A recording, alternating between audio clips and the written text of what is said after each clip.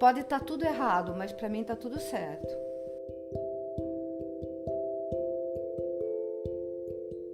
Faltava alguma coisa. E eu falei, não, chega. Te dá uma exaustão sem fim e nada te faz feliz.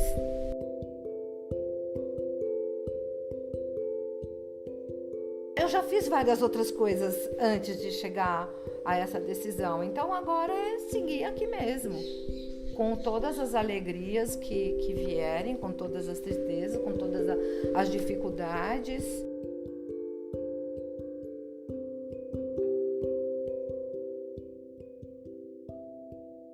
Eu sempre fui de inventar muito o meu mundo e minhas coisas. Eu tinha brincadeiras de todo mundo, mas eu tinha as minhas próprias, assim. Eu gostava muito de inventar minhas coisas, de desenhar, de rabiscar, de pegar um torrão de terra e desenhar com ele. Eu nasci em Araraquara. Meu pai tinha uma fábrica de macarrão e tinha uma caldeira que ia muita lenha, então tinha muito carvão resultante disso. Então eu adorava desenhar com essas coisas e brincar com isso. Eu acho que essa questão do desenho, de curtir a natureza, vem daí. Porque foi uma vida muito rica na natureza, em contato com coisas assim totalmente livre. Eu pensava em várias coisas, de querer ser artista, de querer trabalhar com coisas da natureza, de arte, de cor.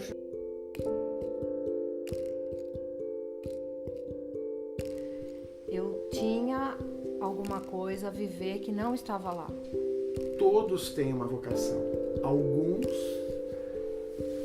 exploram e essa vocação aparece de uma maneira muito evidente. Vim para São Paulo, vim estudar em São Paulo. Minha primeira opção foi vir fazer jornalismo na época.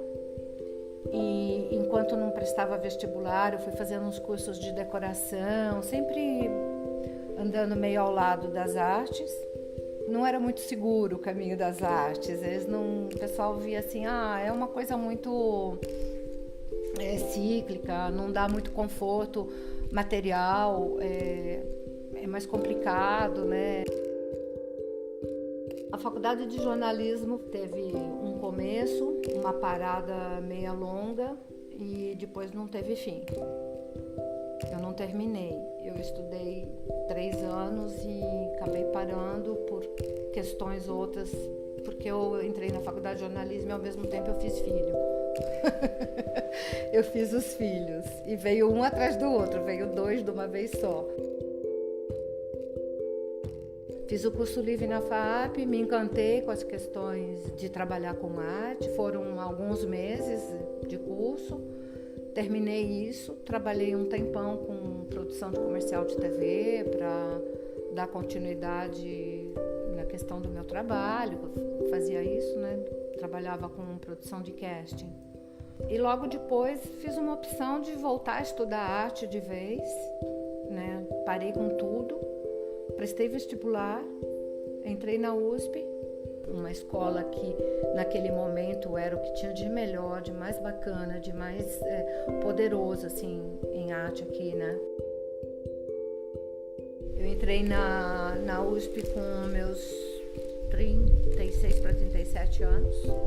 Demorou tanto para eu realmente começar a faculdade de artes, né, na USP, e a partir do primeiro ano eu tive que mudar de cidade. Eu tive que morar em Curitiba. A minha primeira opção qual era? Fechar, trancar a matrícula, tentar ir cursar uma escola de arte no Paraná. Eu falei, não vou fazer isso. Então eu fui com a família para Curitiba, botei a família lá, arrumei casa, todo mundo encaixadinho, bonitinho, e eu viajando. Eu pegava um ônibus-leito em Curitiba, domingo à noite, vinha para São Paulo, passava a segunda, terça e quarta cursando minhas matérias e voltava na quarta noite para a família. E isso eu fiz até terminar a faculdade. Foi um processo extremamente difícil. Eu tinha 2 filhos adolescentes, morando no estado do Paraná e eu vindo estudar no estado de São Paulo, para não ter que abrir mão de novo, né? Tinha demorado tanto para eu engatar naquele caminho que eu falei, não vou mudar por nada. O momento, acho que mais bonito, né? Quando a gente escuta, né, o som do silêncio e a gente acaba ouvindo a si próprio, né? E revisitando e reconhecendo os nossos valores. Minha projeção como artista foi logo na faculdade, quando eu estava terminando a USP, lançaram um projeto lá chamado Projeto Nascente. E eu fui finalista em 2 ou 3. Dali eu já passei a ter obra no acervo do MAC, porque era um projeto do MAC com a USP, que eles escolhiam os alunos que mais se projetavam na sua produção. Logo que eu me formei, eu ganhei uma bolsa para ir embora para a Índia. Eu fui participar de uma residência de arte, coisa que eu nunca imaginei. Eu fui para uma fundação na Romênia, fui para a Finlândia, fui para a Eslováquia, meus trabalhos foram para Portugal, Itália, Espanha.